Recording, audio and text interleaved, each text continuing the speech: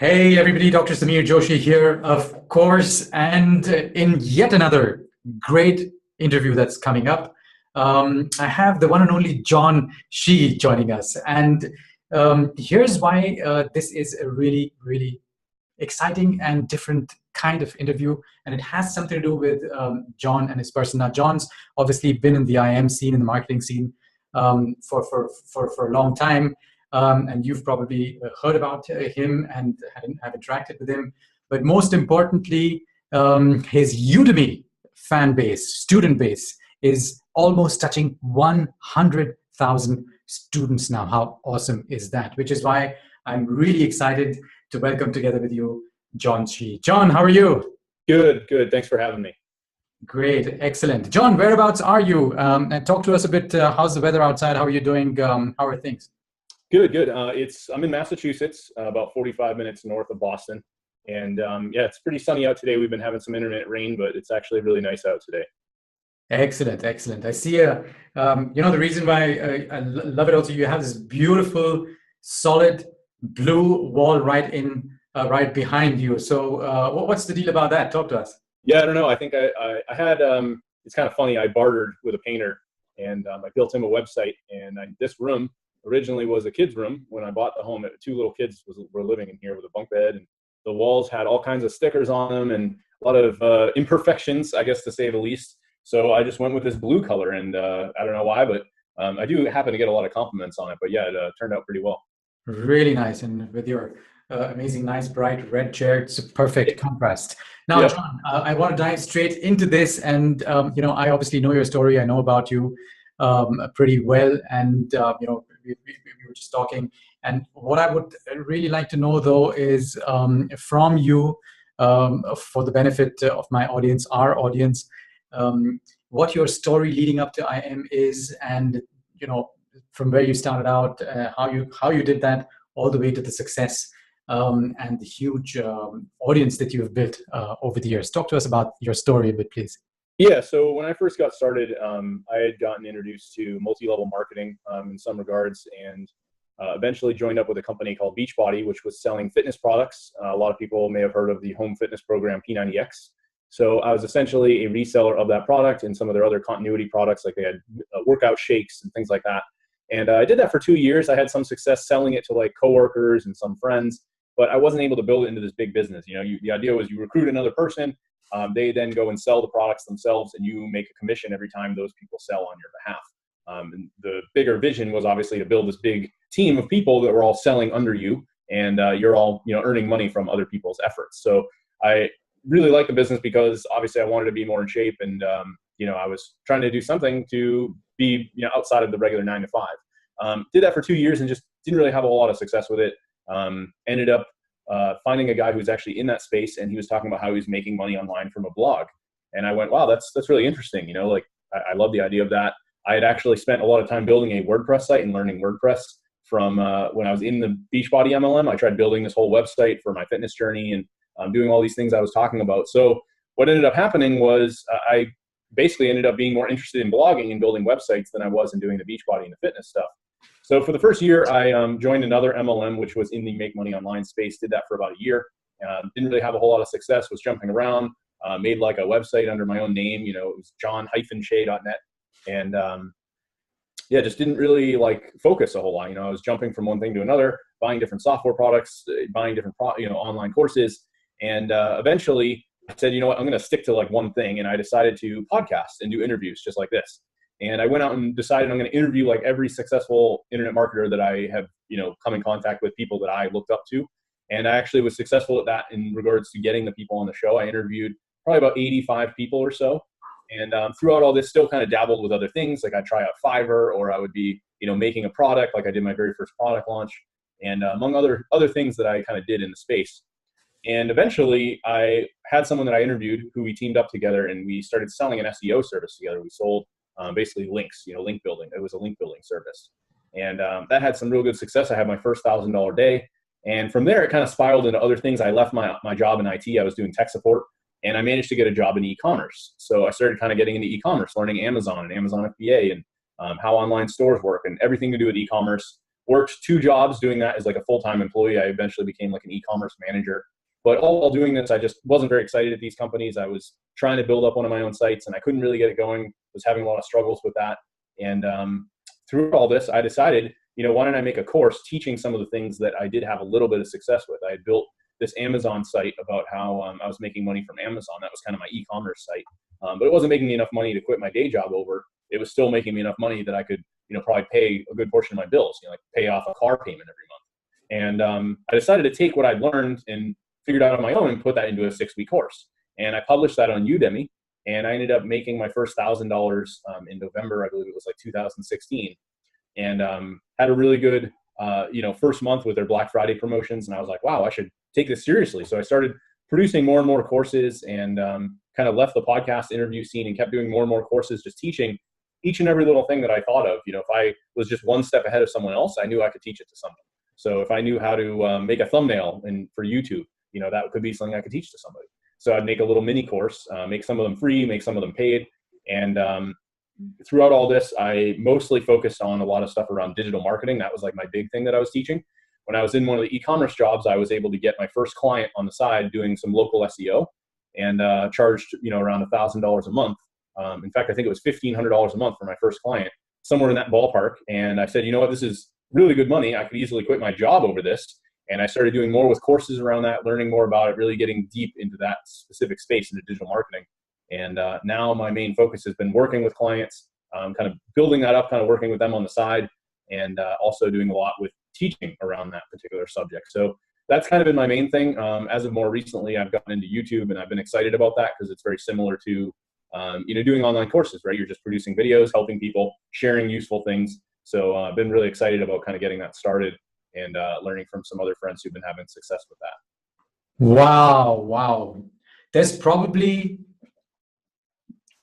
not an area of internet marketing that you haven't touched in your... Pretty much. Yeah, I actually, it's funny, and if you want to link to it after, when I left my last job, it's actually, believe it or not, what's today? The 20th. So on the 22nd of August 2016, I was actually let go from my job. In fact, I don't really care. I'll admit it. I was fired because I was doing all this stuff on the side, and the owner knew that, and he didn't really like that. He didn't like that I wasn't focused on, his business. I wasn't, right? I wanted to build my own thing. So I was kind of half one foot in, half one foot out. And, he ended up firing me, and I said, what, like, this is it. I'm not going back to a 9-to-5 job. And I just hit this stuff really hard. And I said, what, I'm going to figure this out. And it's now been 2 years since I left that job. And the first week that I left, I actually decided to write this blog post of everything that I've ever done online, kind of like my journey. And I had a receipt folder of every software tool, info product, everything that I've ever bought all the way back to 5+ years ago when I first started this. And I went through that receipt folder, and I kind of backtracked like what I'd done over time, and kind of put it all together and said, okay, I was doing this at this time, and I kind of summed it up about year by year. And really, if you go read it, it's kind of like a book. It's almost 20,000 words. I spent a week writing it, and it kind of summarizes like how many different things I tried and failed, and along the way had a lot of successes with various different things. So I think one of the things I realized in this space is people are, nobody really talks about like the failure or the pain or the things that go wrong. And that's one thing I don't really like about the internet marketing space and the way people market is they're not very transparent about those mishaps. And that's what I decided to do in this story. Amazing. Now, obviously, you've had an entrepreneurial mindset all along. Maybe you were aware of it right from the beginning. Maybe it was something that you stumbled upon or uncovered. Talk to us a bit about what this mindset is all about, how you have experienced it, especially because you talked about it in your introduction, in your story, that you also experienced failures, but you didn't give up, obviously. So how did you deal with with those failures, and what made you keep going and get you to the levels of success you are at today? So talk to us about the entrepreneurial mindset. I think for me, just in early stages, right? Like I went to college, I got an associate's degree, a 2-year degree. And right out of that, I got a job making $6 and I think 75 cents an hour at, it's now Macy's. I believe it used to be called Filene's back in the day, or there was, they were bought out. And I had the most basic job you could ever have. Literally, I was taking items and stocking them on shelves and counting products and doing very basic organizational stuff, maybe moving furniture around once in a while. And I was getting paid minimum wage, and I hated it so much because I knew that anybody could have been doing that job. Like I literally, maybe didn't even have to know how to speak English, and I could have been doing this job. So it always had disappointed me. I then eventually got a job working in a deli, and it was the same thing. It was like I knew that this particular thing I was doing had no real skill potential. You could teach this to anybody. You could have a 13-year-old doing this job, and you could have no skill, no college background, no real knowledge of anything, and be doing these things. And that always really bothered me, growing up and working these kind of initial jobs I went through. And I always watched my friends and family and other people, would be doing these things where they're kind of day in, day out, go to their 9-to-5 job, come home, watch TV, eat dinner, rinse, repeat, have the same cycle over and over again. And I just wanted so much more than that. I was really motivated to do a lot more. I didn't want to work for other people. I hated working for others, taking direction from others. And I just really wanted the freedom. Like, that was the thing, right? It wasn't even, for me, like, the money obviously is great. Everybody loves to have money. Don't get me wrong, but it was the freedom to choose, like this morning, if I decided to, I could wake up and record YouTube videos and hang out with my cats instead of driving and sitting in traffic and being in a cubicle and just being like, well, this is it, and this sucks. And that's really what it was for me, was kind of figuring out, okay, how do I, step out of the shift that everybody is so used to, and that this is kind of what everybody is, pushed upon others, like that this is the way to go and that there's no other way, and I wanted more for myself. So that was why a lot of this kind of happened over time, that, just building this into my head of, this is really what I want. Now, when you did experience failures or, missed attempts at things that you wanted to be successful at, how did you cope with that? What went on in your mind? I mean, it's happened a lot. And in some cases, there's probably things, had I stuck with them, or they could have turned out better. Like, I gave up on some stuff probably earlier than I should have. And it's easy to jump around and want to try new things and think that something's going to work better or easier or faster. And that was one of the biggest problems, was that I felt like that all the time. Still, even to this day, that still comes up, and it can be a real struggle to deal with. But for me, I think the biggest thing, and just one word to describe this, and I think, I've heard Gary Vaynerchuk say it on some of his videos, is that I have like extreme optimism. Everything that I get into, whether or not it's like buying this next latest and greatest course, or starting some new venture, or doing something, I will justify and make it seem like it is the best thing, and that I will justify why this is great and why I can do this and why it's going to work. And I will get really excited about it. And I just have extreme optimism. So I think, had I not had that, I probably would have bailed on all of this, and very well could be working a 9-to-5 job right now, and, sitting in a job that I hate, and just said, oh, well, whatever I give up, I'm going to go back. And I realized to myself that everything I looked at, despite having something not go right or not work out, like I recently this year, for example, tried to start a startup company with some guys to do software. And we worked on it for months. We literally had the software built, and we just couldn't get anybody to make a move and like buy it or use it or do anything with it. And it was kind of like we built something, it, despite people even saying they needed it, didn't really move forward to actually do anything with it. And we just all walked away from the whole project. And I could have said, well, I guess I go back to a job, but no, I said, what, I'm going to do something else, and I'm going to figure it out. And the next thing I moved on to, I just have that optimism again and say, what, I'm going to figure this out. I'm going to make it work. And that's what I did, so that's kind of how I look at failure. It's extreme persistence, optimism, and never say die mindset out there. Amazing, amazing stuff. Now you're going to step into the time machine. You ready for that?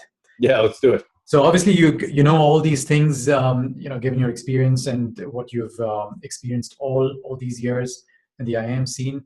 But at some point of time, you were a newbie. I know for a fact that I certainly was, and many people watching this are in that position right now, that they're just about starting out, or have just about started out and making the first steps. So knowing what you know today, if you had no money, no list, no website, and even no clue, because you're just starting out. Yeah. How would you start making money online? It's a really good question. And I think this kind of depends on the type of person you are, because what I might be really good at or be more interested in, other people may not have any interest in, right? Like, I know there's plenty of people out there who are literally afraid to death of being on video, and like that's something that they have a fear over and they don't want to do that. So I would first kind of figure out a little bit more of like what it is that you want to do. And, I know in most cases, if you go back to some of my original Udemy videos, I was so monotone on my videos, like I just sounded like a robot, and I wasn't good at it, and now I've done the video so much, I've recorded so many videos, I'm just more fluent, just comes out, I don't have to I barely even have to edit my videos or edit mistakes, because I've just gotten so used to that. So that's something that I'm passionate about. I think if I were to start over, I'm a really big people person, And even despite my own passions, even as of recently, I think if I wanted to make money quickly, what I would do is go out and find local businesses that need some help with different services. Most likely like either website design, helping them, show up higher in Google search, which is SEO, or helping them with advertising, Facebook ads, Google AdWords, and all of the kind of the above in that umbrella. There's other things as well, like, helping them with reviews, all kinds of other things you could be doing reputation wise. And I would probably go out and, start helping businesses with some of these things. I know if you are more of someone that likes to be on video, I would say, start creating courses based around your knowledge. That would be my other choice. But again, some people may not want to be on video. You may not want to do either of those things. I would say if you really want to be like out of the camera, out of the spotlight, you don't want to talk to people, I would focus on probably building up an affiliate marketing business where you refer products and make money based on either niche type websites. Like, for example, I have a site that is all about like cats. It's everything to do with cats. And there's product reviews for cat products. And every day people find those products on Google and buy those products based on a recommendation. And I will make money from those, the website and people buying through my referral links. So I would say it really kind of depends. Like, spend some time trying different things and figure out, do I really like this? Is this for me? And then kind of hit that really hard and just continue with it. And you have to realize that everything is very small chunks every day. Like, if I reach out to 5 business owners a day and you do that for 90 days, there's a pretty good chance by the end of the 90 days, you're going to have sold a few websites or have done whatever. If you go do a video course and you work on that for 90 days, there's a pretty good chance by the end of it, you could have one really good course or several courses, So it's really all just a matter of a little bit of consistency every day and figuring out what you want to do. Fantastic. Awesome. Now this is the key, and I want to, get into really deep into this. And this is about the steps that you would take. What would the actual steps be to go from zero all the way to your first $10,000 online? I would say, like, if we go back to the local business example, I would say that probably be the best one. What I did to have a lot of success in closing, that first $10,000 in sales, I would go out and basically do little website audits or business audits. So let's say you go on Google and you type in, painter near me or painter whatever city, go through the listings, pull up their website, go through the website and kind of find good and bad things that you like about it. Be very transparent and honest, and send them a little video. You could use a tool like Use Loom, and send them this video and basically kind of point out some good things. Sort of do a little, I like to call it the pay it forward method. Give them something without asking for anything in return. Give them something valuable without return, saying anything in return, asking for something back. And once you've done that, if you don't get a response over email, you could call them up on the phone and just say, hey, I sent you a video. Wanted to know what you thought of it. And they may not have even seen it, but at least you're kind of coming into the call with a little bit of something there. It's not like you're just blindly calling them. And use that to start selling business owners. And that's a simple tactic that I like to use because it helps you stand out. I can't tell you how many emails I've received from not only students or just people on my email list, but also business owners, that when you send them a video and you're personalized in terms of the video, people will reciprocate and be like, wow, I can't believe this guy did this. And I've done this to close, thousands of dollars in website deals. And it's just really about networking, right? Like getting out there and helping people, doing something nice and genuine, and allowing them to feel like, hey, I can trust this guy. And that will eventually bring you to a place where you can start closing a few deals and then turning that up and upselling them into more services, having these other contacts refer you to more people, so on and so forth. Wow. Very, very tangible, actionable steps one can take over there. Amazing. Now, you're obviously really transparent, not just starting out with your blog post where, you laid out all your purchases, your receipt book, and all the things that you went through.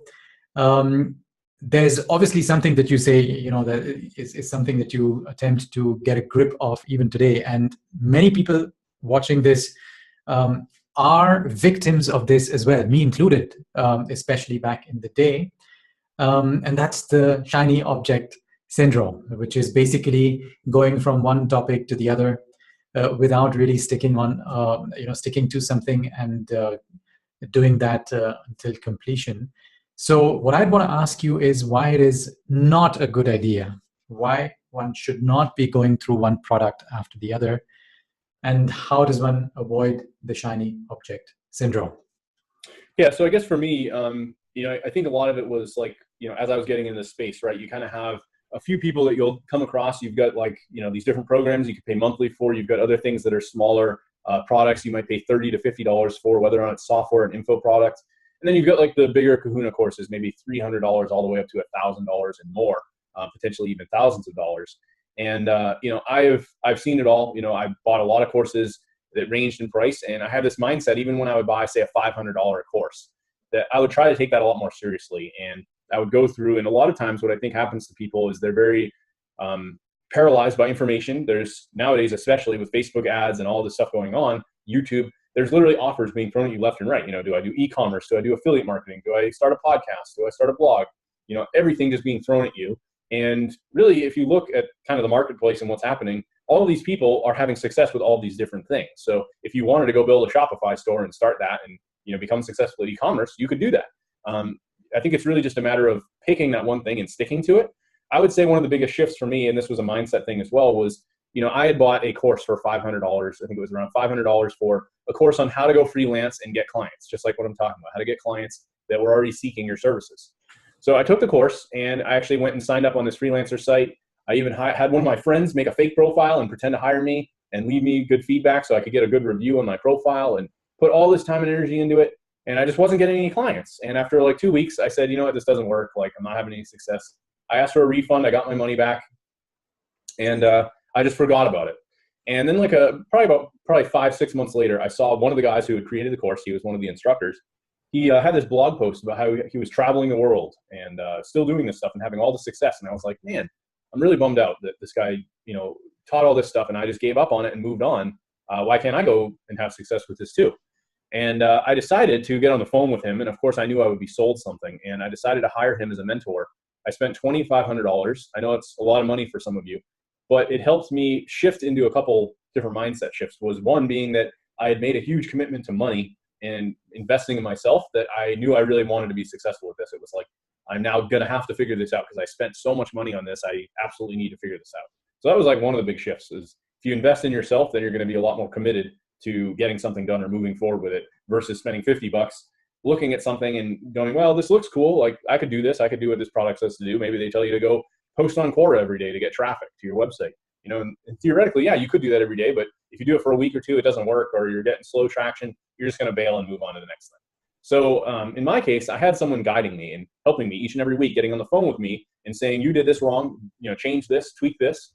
And I didn't really have that help. And I'd say with online courses or info products, it's kind of like when you go into a classroom back when you were a kid and you had the substitute teacher for the day, or rather there's no teacher, your teacher is out, and they couldn't get a sub that day. And they'd roll a TV in and you'd be watching TV, and they put on some boring stuff that you don't really care about. You're barely paying attention, and you can't ask the TV questions. You can't get responses from the TV. And that's kind of how I look at online courses. I think a lot of people will take courses and consume the information, and they're very unlikely to go take action. They just keep seeing cool things in the space and going, well, that looks better, or this looks easier. And, I have seen people move to something else and then eventually have success. And it's really whatever works for you. Like, a guy took one of my courses and wanted to do this client thing, and he was all about it. He was super amped up. And then 3 weeks later, he started selling T-shirts on Amazon. And now he's having a lot of success with it. He's doing $2,000 a month. But, he shifted his focus and said, I really love designing shirts. I'm good at coming up with ideas. I'm making money doing it. So he focused on that and made a whole group on Facebook about it and completely abandoned the client thing. Maybe the client thing just wasn't for him. So I think it's kind of, you may in some ways have to go through some of this and just have the failures. But I think the bigger thing for me was that I needed to really hire a mentor to get some guidance. I even just hired someone this past couple weeks here, and they've been helping me with a little bit with accountability. Like, when you're working as an entrepreneur and you're self-employed, nobody's here to, if I wake up at 10 o'clock today, no one's going to tell me, well, what are you doing, John? Like, why did you do that today? And no one's there to tell me otherwise. So that's something where, having that accountability or someone to maybe guide you a little bit, I think is going to be the best way to go. So that was for me probably the biggest shift in terms of actually starting to see real success. And by the way, when I started working on this this $2,500 coaching, which I did 2 years ago, I've now earned on that platform probably over $30,000. And my first client that I landed based on his trainings, I sold for $2,500. So I made all my money back. And believe it or not, that client, I have a phone call with them again on Wednesday. They kind of ended up leaving me because I brought them into a company I was working for at the time, and only had them for that first month. They circled back with me just recently, and they're now talking to me again about coming back on board with just me as a business. So you never know. Again, networking, getting out there, having the mentorship, all these things I think is really going to make a big significant difference if you're not having success right now. Fantastic. You are amazingly engaging. Obviously, there's your success in Udemy and everything that you do is no coincidence. And I could listen to you, anybody listening to this, including myself, even if I'm doing an interview here, we could listen to you for hours. Yeah. But all good things do need to come to an end. But before we let you go, here, any closing pieces of advice for our audience? I think I've covered it. I mean, am I allowed to mention something in terms of checking out some of my stuff, or I don't want to kind of invade here at the end? No problem. Go ahead, please. Yeah. So I, last year I spent about an entire year working on this, and I built out a really long kind of ebook that kind of covers what I talked about in the interview, which is that pay it forward method. And if you guys want to check that out, if you go to my blog, it's noshameincome.com. And if you go to noshameincome.com/60 seconds, you can actually check out that ebook that I put together. I call it the 7 steps to starting and growing an SEO consulting business. So that ebook is a pretty long kind of in-depth post that's going to show you that method. It gives you some examples. If you jump in, I'll share with you a video that I sent to a client that I used to close one of these $1,000 deals. And if you're interested in that type of business model, that would be a really good starting point to start learning and getting a feel for, this is something I want to get into. Fantastic. Amazing, amazing stuff. Yes, absolutely. John, thank you very much for having taken the time today to talk to us and sharing your insights, but also especially the failures that you have had and being so transparent, because that makes all the successes that you experience all the more wonderful and credible. Yeah, no problem. Thank you. Certainly. So with that said, together with John Shea, this is Dr. Samir Joshi signing off. I'll see you guys soon.